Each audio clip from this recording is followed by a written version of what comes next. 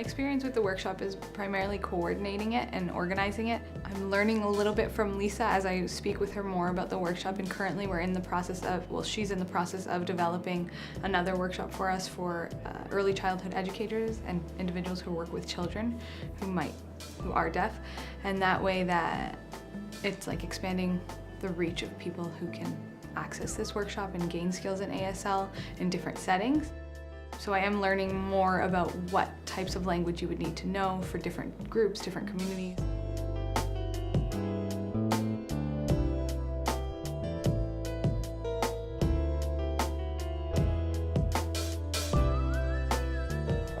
I think of ASL as something amazing. It's another language, but instead of using your voice, you're using your hands. It's impressive to me.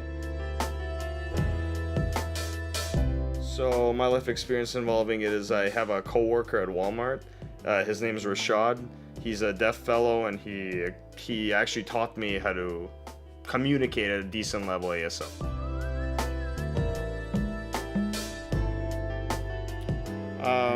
I think it's probably it's just good knowing another language for me, right? To be able to communicate with more people is always useful. It's a useful skill to have.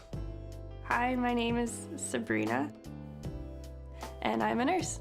The learning process is different for everybody. I taught myself online, so I watched videos of a professor in Sacramento, California, where he uses his lessons and puts them online, where he uses a student and a computer, and he does interactive learning.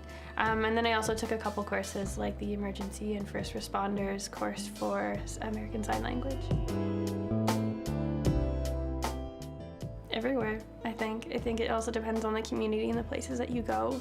There's people who use sign language whether they're deaf or hard of hearing anywhere. There's videos going on online now around of people using it at drive-thrus, at schools, at libraries.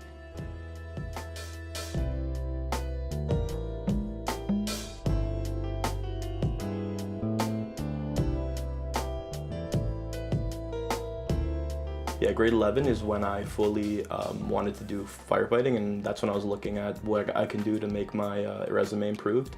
And I started learning ASL because not a lot of people know ASL, so I wanted to bring that into the fire service with me. The aspect I enjoyed most was relearning the whole English language in sign, because you get to learn simple words like dog and cat, but like with signs. So it was pretty fun relearning a whole new language.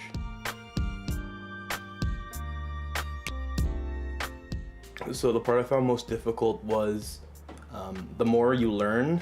So the more you learn, the more you forget. So the first couple of classes, I remember I learned a lot and I retained everything from those classes, and it was really easy.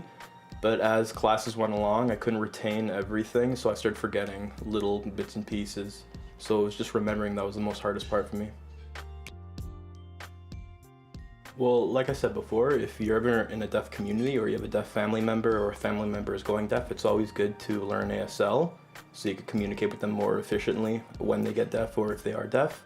To communicate with people who can't communicate with us, I think it's really good also if you're in a far distance from somebody, you can communicate that way too.